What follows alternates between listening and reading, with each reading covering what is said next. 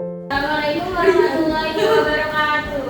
Waalaikumsalam warahmatullahi wabarakatuh. Perkenalkan, nama saya Hendra Tika dari kelas PGSDB 2022. Di sini saya akan mempresentasikan mengenai hak asasi manusia dengan judul penghilangan orang secara paksa di tahun 1997 hingga 1998.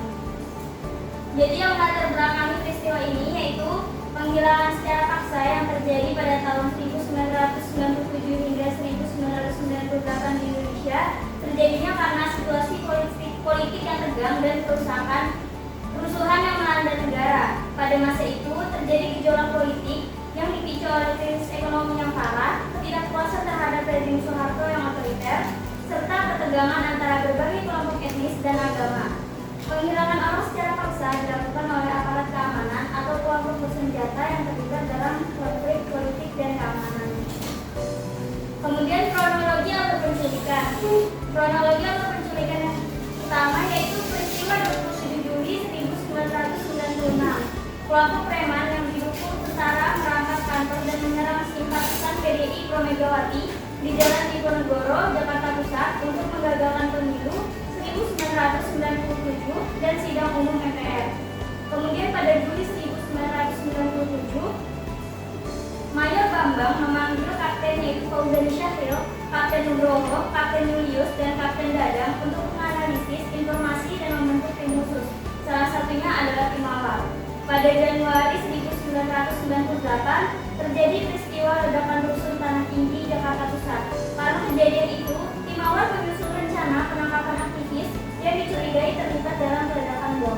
Kemudian, tim awal menyiapkan tempat penyekapan sekaligus markas di pos komando taktis atau Puskotis di markas Kopassus Cijatung. Kemudian pada 3 Februari 1998 pukul 9.30 waktu Indonesia bagian Barat, Kapten Fauzani memerintah Kapten Dadang, Nugroho, dan Jaka untuk menangkap Desmond dan berhasil dibekukan pada pukul 12 siang saat Desmond pergi keluar kantor. Lalu Kapten Julius diperintah Kapten Fauzani menangkap Pak Andus Dianto dengan menyamar sebagai RT. Pada saat penangkapan, Nedar turut berada di rumah tersebut dan ditangkap bersamaan. Kedua aktivis tersebut dibawa ke markas dan tiba pukul 20.30. Mugianto ditangkap pada saat di kamar oleh petugas Koramil Durensawit. Lalu pada 4 Februari, Pius Lustri Lanang diciduk tim awal di depan RS Cipto Mangunkusumo di Salemba, Jakarta Pusat.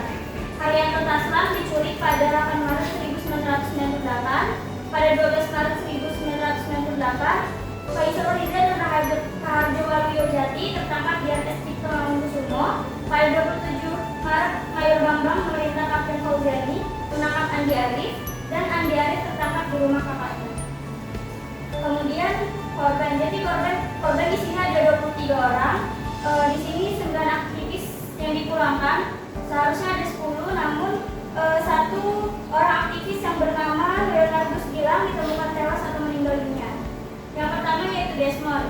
Desmond disekap 1,5 hingga 2 bulan. Yang kedua ada Pius disekap 1,5 hingga 2 bulan juga. Haryanto disekap 1,5 hingga 2 bulan. Raharja disekap 1,5 hingga 2 bulan. Faisal Riza disekap 1,5 hingga 2 bulan.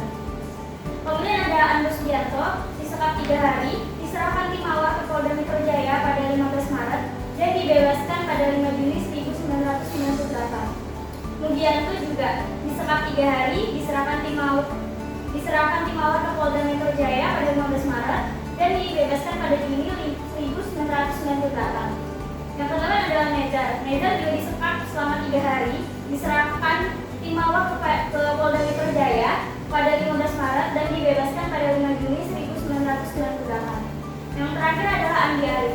Andi Arief ini dipulangkan pada 5 Maret 2019. Kemudian 13 aktivis yang hilang.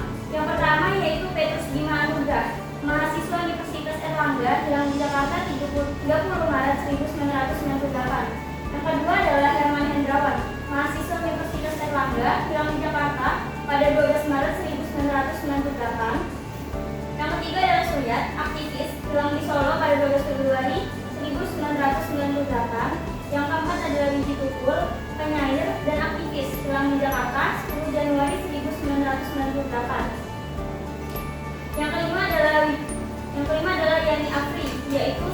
dan pendukung PDI Megawati hilang di Jakarta 26 April 1997. Yang keenam adalah Sony, sopir sekaligus teman Yeni Afri, hilang di Jakarta 26 April 1997. Yang ketujuh adalah Dedi Hamdun, pengusaha dan aktif di PPP, hilang di Jakarta 29 Mei 1997. Yang ke-8 adalah Novel Al-Katiri, teman Dedi Hamdun, hilang di Jakarta 26 April 1997. Yang ke-9 adalah Ismail, sopir Dedi Hamdun, hilang di Jakarta 29 Mei 1997. Yang ke-10 adalah Ucuk Mendanda Siahaan, mahasiswa Perbanas, diculik saat kerusuhan 14 Mei 1998. Yang ke-11 adalah Hendra Hambali, siswa SMU, hilang saat kerusuhan di Glodok, Jakarta 15 Mei 1998. Yang ke-12 adalah Yadin Muhyiddin, alumnus Sekolah Pelayaran, hilang di Jakarta 14 Mei 1998. Dan yang terakhir adalah Abdul Nasir, kontraktor, hilang saat kerusuhan 14 Mei 1998 di Jakarta. Kemudian pelaku pastinya tidak dapat dipastikan karena tidak adanya hakim yang menangani kasus HAM berat ini. Nah, tapi yang saya dapatkan dari data yaitu adalah yang pertama tim Mawar. Tim Mawar ini sebuah unit kecil di dalam grup 4 Kopassus, bagian dari Angkatan Darat. Tim ini diduga menjadi dalang dibalik penculikan para aktivis pro demokrasi. Kemudian ada TNI sebanyak 20 orang dan polisi sebanyak 2 orang, yaitu Majen TNI Prabowo Subianto selaku Danjen Kopassus pada waktu itu. Kemudian karena Prabowo Subianto ini selaku Majen TNI pada waktu itu, jadi bertanggung jawab atau setidak-tidaknya patut mengetahui terjadinya peristiwa penghilangan orang secara paksa terhadap setidak-tidaknya dilakukan oleh tim Mawar. Kemudian UUD yang dilanggar yang pertama adalah Undang-Undang Nomor 26 Tahun 2000 Pasal 9, yaitu kejahatan terhadap kemanusiaan diartikan sebagai perbuatan berbentuk serangan secara meluas atau sistematik dan ditujukan langsung kepada penduduk sipil. Yang kedua adalah UU Nomor 39 Tahun 1999. Setiap orang berhak untuk bebas dari penyiksaan, penghukuman atau perlakuan yang kejam, tidak manusiawi, merendahkan derajat dan martabat kemanusiaannya. Penghilangan nyawa, setiap orang tidak boleh ditangkap, ditahan, dipaksa, dikecualikan, diasingkan atau dibuang secara semena-mena.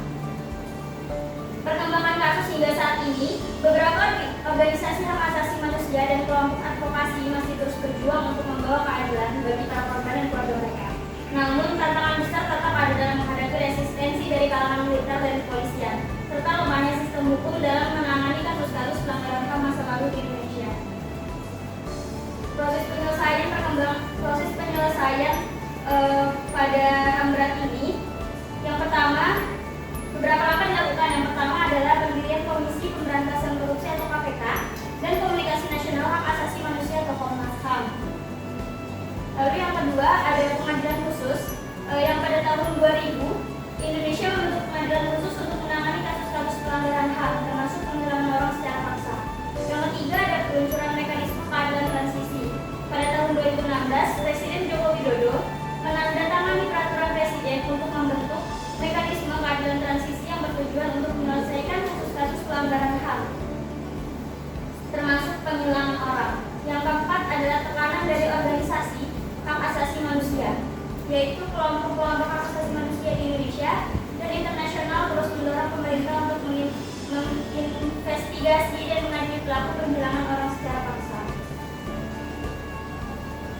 Jadi kesimpulannya adalah penghilangan orang secara paksa 1997 hingga 1998 merupakan salah satu tragedi kemanusiaan yang terjadi di Indonesia selama masa itu.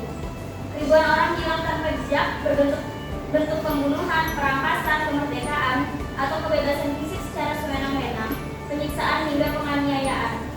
Perbuatan tersebut dilakukan secara meluas dan sistematis hingga dikategorikan sebagai kejahatan terhadap kemanusiaan yang menyebabkan penderitaan bagi keluarga korban dan menimbulkan banyak pertanyaan tentang keadilan dan hak asasi manusia. Sekian dari saya. Wassalamualaikum warahmatullahi wabarakatuh.